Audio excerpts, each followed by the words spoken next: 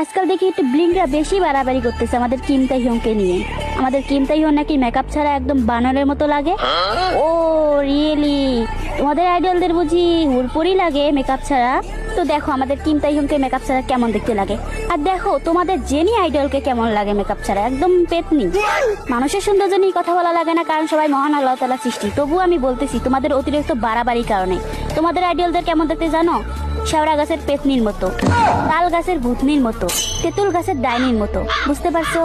তোমাদের আইডল বুঝি এতটাই সুন্দর, তাহলে তো most handsome man in the world এর ট্রফিটা আমাদের কিম তাইহংকে না, তোমাদের আইডল জেনিকে দেওয়া উচিত ছিল। যদিও সে মেয়ে, তবু তাকেই দেওয়া উচিত ছিল। কিম তাইহং এর কিছু মেকআপ ছাড়া ফানি পিক দেখিয়ে এটাই প্রমাণ করতে চাও তোমাদের আইডলটা বেশি সুন্দর?